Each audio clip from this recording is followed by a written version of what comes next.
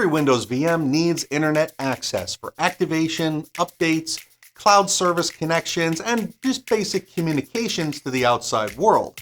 But Microsoft is removing Default Outbound Internet Access on March 2026, so I built my own.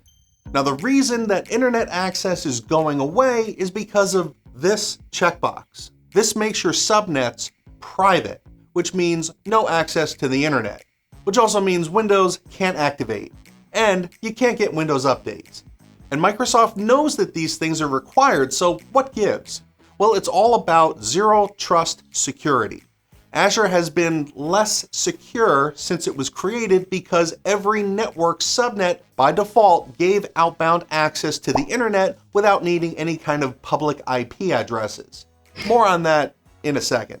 Now, if Microsoft turns off the internet, how do you get it back on? Well, you go here to the Azure portal and you create a new resource. Search for the Nat Gateway, pick your subscription and resource group, and then scroll down. Give it a name, pick your region, and then we have to pick a SKU. Now, the original gateway was only able to serve one zone at a time. And if your VMs span multiple availability zones, like Microsoft has been suggesting for years, then you would have needed 3 gateways per network per region, which is crazy. Thankfully, the V2 gateway spans all the zones, giving you redundancy. In case any of the zones' access to the internet fails, the traffic will just flip over to another zone and keep on chucking. Now, the TCP idle timeout is how long the connection will stay open after it goes idle. And that helps resolve one of the biggest problems with internet access, SNAT port exhaustion. So set your timeouts and then click Next. For the outbound IPs, you can't reuse old public IP addresses because the V2 gateway requires the new standard public IP SKU that supports zone redundancy. So just create one of those. Give it a name, and then you can choose IPv4 or v6, and then click OK. Now, you can also add public IP prefixes, which is just a bundle of public IP addresses. And that needs a name and an IP version, and then you have to pick your prefix size, which goes from 2 up to 16 addresses. But keep in mind, 16 is the max. So if you chose to add a single public IP, you'll only be able to add up to 8 here. Click Save and then click Next. Now select your virtual network and then pick the subnet that's going to be protected by the NAT Gateway. Now, not everything needs a NAT Gateway. Other resources like Azure Firewall, Route Server, Bastion, and the VNet Gateway itself, they all have their own dedicated public IP addresses that enable those services to work. So we don't need to allow the NAT Gateway here, and my private endpoint subnet doesn't need internet access at all. It just routes traffic through the Azure backend to the Azure services, which really just leaves my identity subnet. So click Next. Then add your tags like every Azure expert always does, and create. Now, before we move on, scroll down on the left. Go to the diagnostic settings, click here and add, give it a name, and then select all the logs and metrics and send them to your Log Analytics workspace. This is how the outbound traffic becomes auditable, which your security folks are going to love, because that'll enable them to use data to say what actually left your network, not guess. Click Save, and okay, now let's have a look around. The SKU here is the new standard V2. Your location spans all of the zones in your region, and over here, as well as on the left, you have the outbound IPs, where you can see or edit the public IPs and the prefixes to your heart's content, and you also have the networks on the left, which shows a single virtual network, and you can have up to 800 subnets attached to one gateway at a time.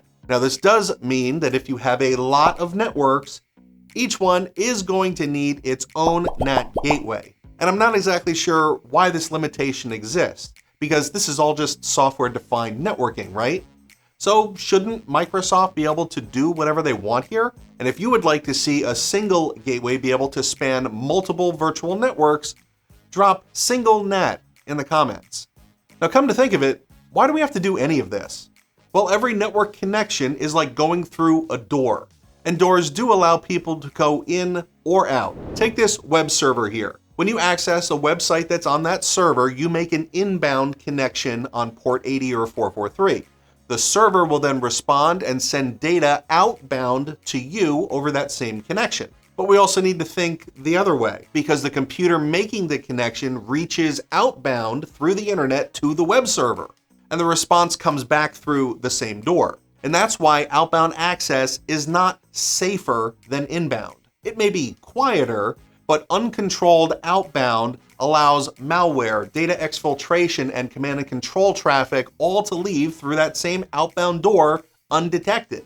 And as much as you might want to think that Microsoft is doing this just to be annoying or find some other way to do a cash grab, they are finally forcing all of us to choose which doors should be allowed to be open and why. And that's the basis behind their zero trust networking philosophy, which isn't a bad thing at all.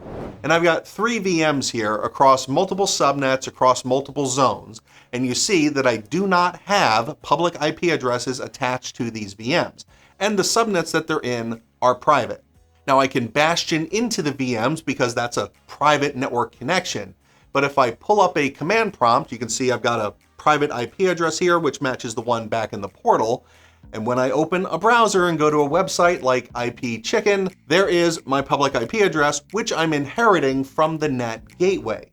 So the 2 biggest benefits to the Nat Gateway v2 is that we have zone redundant connections. So if failure happens in zone 1, I can still have internet traffic pass through zone 2 or 3, and that just means automatic redundancy for you. The Nat Gateway v2 also scales more than the v1 counterpart. So let's go one layer deeper. Scroll down on the left and go to the Insights, and then you get a network diagram showing the subnets and the public IPs that the gateway is connected to, as well as where the traffic volume is. And again, that can handle over 1 million SNAT ports simultaneously, thanks to all of these 16 public IP addresses that it can work with at once. And that's over 64,000 SNAT ports per IP at the same time, which makes the Nat Gateway perfect to support your AVD and Windows 365 environments. These platforms are heavy outbound users by design. Session hosts constantly talk to the internet for authentication, licensing, updates, Teams, Intune, activation, etc. And if outbound breaks, Cloud VDI is basically useless. Now to fix that, just go over to your Cloud VDI networks and find your AVD subnet. Scroll down and then enable the Nat Gateway.